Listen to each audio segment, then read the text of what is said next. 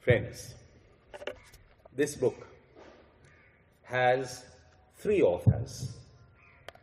Sharbelle Fernandez here, but also Rodrigo Aguiar and Marge Lobo. Their words form, I think, 1/3 of the book or more. Their words. This whole book, I mean, it's absolutely brilliant.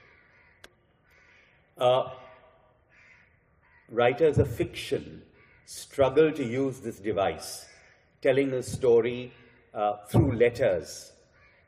But here, Sharbelle found this treasure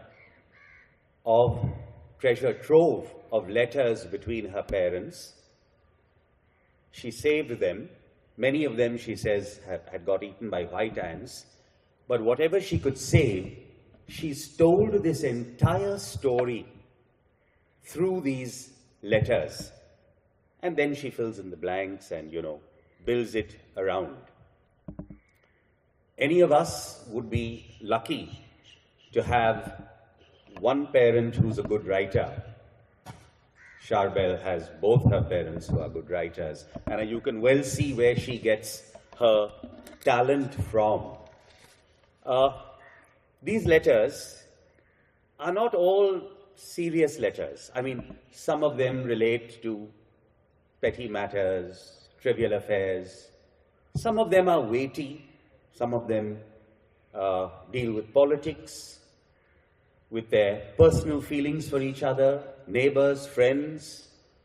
They talk about so many things, like Rico said, and in that sense, this book, it's not a book of history, but it's certainly a very great and valuable source of, well, if not quite subaltern history, at least the history of society.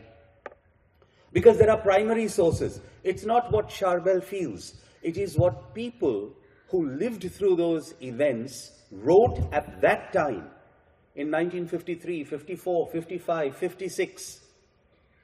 And there you have their letters in the words that they have written about them, articles of that time, written by her mother, newspaper reports about her father. They all appear in this book. And so in that sense, these are primary sources. The letters, of course, are two people in love. But all kinds of other things happen. They almost break up at one point of time. But you must, I am amazed at the kind of language used by this young girl in Hubli in 1953 and this guy in Goa,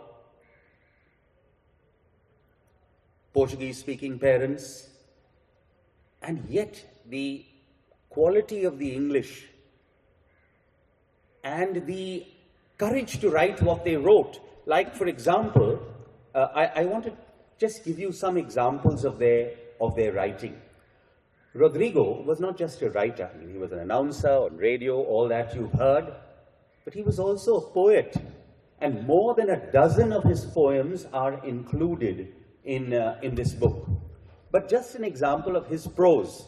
Now, he's writing a letter and he's talking about, being up to my neck in work. And then he says, I'm sinking, bothered, bewildered, and bewitched. Now, he's just writing a letter, but this alliteration just flows through, and clearly this phrase, these words must have impressed Marge, because in a letter written many months later, she refers again to these three words.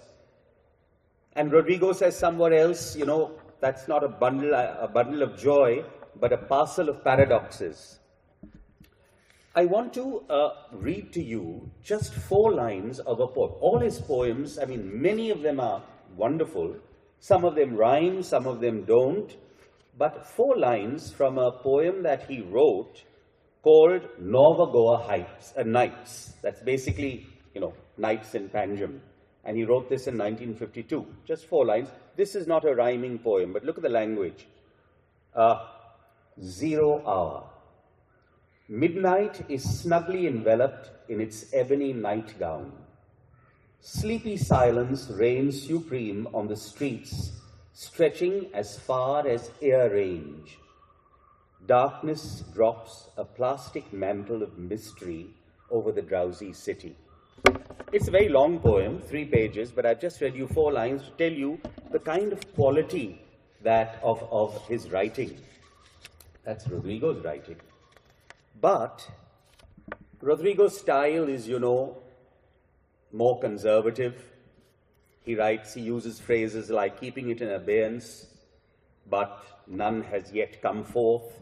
In one letter, when he's apologizing for something something that must have upset Marge, he writes, any disappointment caused unwittingly due to unforeseen circumstances entirely beyond my control are responsible for my remises. And you can actually see the tongue-in-cheek in this letter. And these letters are actually going on much before they actually meet each other. Now, the writing styles are completely different. If you see Marge's style, it's lively, bubbling with life. She uses a lot of Americanisms in the way she writes, dropping her G's in writing. So all present participles, verbs ending in ing, she drops the G, puts in an apostrophe. What amazes me is not that she uses, words like blankety blank, okie dokie, toodles, purty for pretty, flicks for movies. That was a beaut for something very well. But the fact that she has the courage to put this into her letters, because these are things people speak.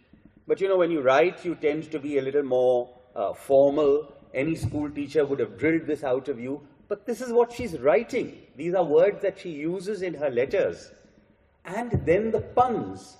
When she's talking about a cookbook that Rodrigo sends her, she said, this has a lot of stirring passages in it. Stirring passages. That also, she puts an apostrophe.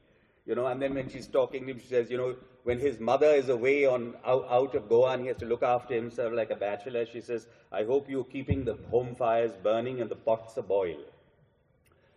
Now, not only, and other phrases, like once she's talking, she says, the dogs were howling long-distance conversations, when she's talking about a noise that is happening outside while she's writing the letter. And Master Bullfrog conducts his croaky chorus outside my window. But not only does she write all this fun, when it actually comes to serious matters, she can write seriously.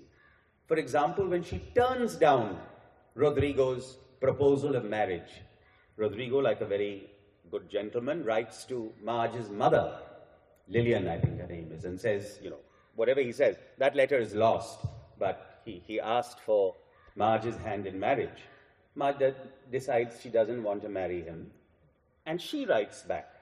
Now look at the language that she uses.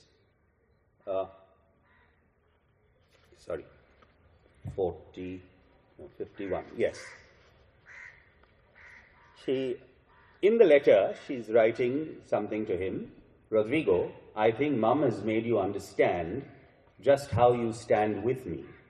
To tell you in plain cold facts rather than words, I'm not too keen right now on the complicated subject that you are contemplating. You know just as well as I just why. We can still be sincere friends, if you wish, that in brackets, and we'll continue as friends, unless you want to completely sever the bonds of friendship. But friendship should not be ripped apart. It should be unpicked thread by thread. This is something Jane Austen could have written. And she's writing this, turning down his proposal. Of course, he persists. Otherwise, the story wouldn't be told. Sharbelle wouldn't be here. He persists.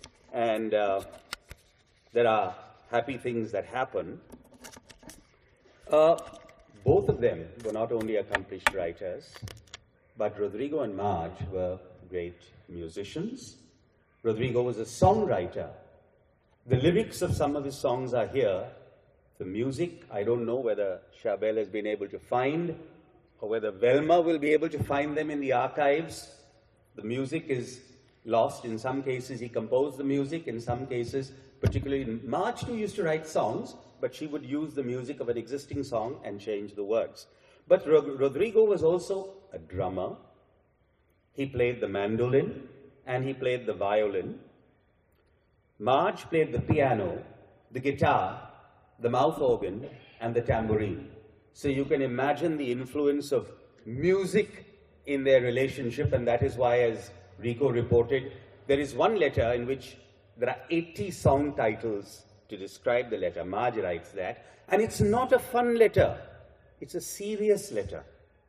It is a serious letter. She's talking about a serious aspect of their relationship. She's upset with him about something or the other. And in fact, at one time, Rodrigo gets very jealous. And the source of his jealousy is actually all the young men of Hubli are sending in song requests for Marge. And he has to read out these song requests from Radio Emisora to his fiancée.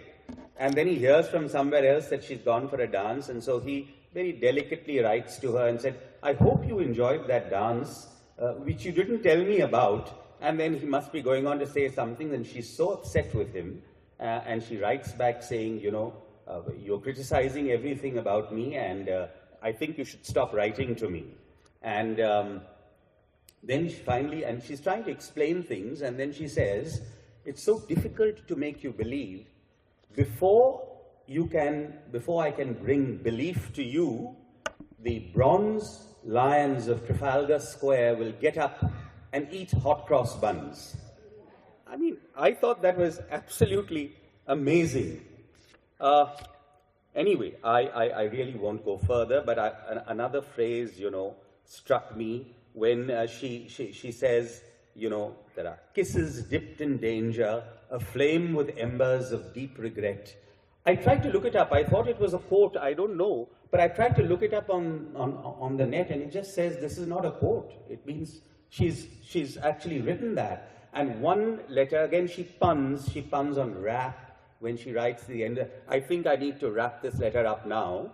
And then she said, when you open it, you'll find my heart wrapped in it. I thought that was also very, very beautiful. What is remarkable is one chapter, which is called The Spy Who Loved Marge. I mean, the name of the chapter itself is so good, I would have named the book The Spy Who Loved Marge.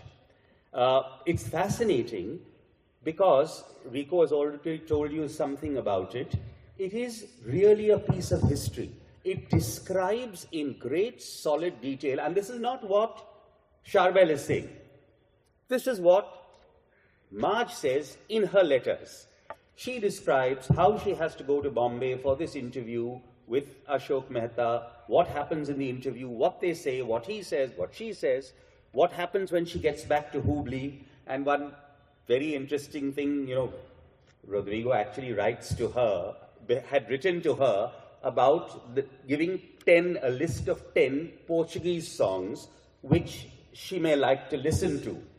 The censors got hold of that letter, and they thought he had written some code in Portuguese to her, and they ransacked that house, Lily Cottage in Hubli, trying to find out whether she was sending sensitive information to Rodrigo, and Rodrigo was passing on this.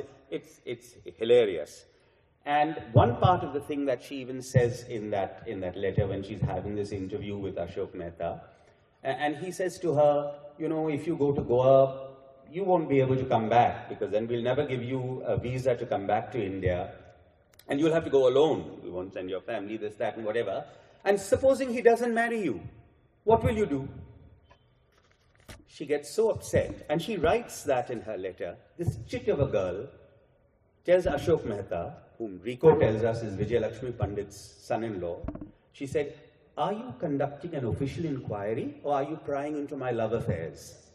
And she writes this to her fiancé. She says, I asked him that. And then she's so unimpressed with him that she says, this fellow, he probably thinks that elephant tusks are made out of piano keys. Brilliant, really brilliant. Better put down, you won't find. Anyway, I won't go on further. I finished my 10 minutes. I finished more than 10 minutes, I think. I will just end saying two things. One to Sharbelle. Sharbelle, your parents were clearly very remarkable people, very charming people, and I truly wish I could have met them. I'm sure I would have loved to have met them. That, of course, never happened, but thank you so much for bringing them alive and giving us the opportunity of meeting your parents through this book. And I'm sure all of you will enjoy it, enjoy meeting Rodrigo and Marge when you read the book. And the last thing is a word of caution to all of you. Don't ask Sharbelle where her birthmarks are. And those of you who are not laughing at this lame joke of mine, you need to buy the book and read it. Thank you. So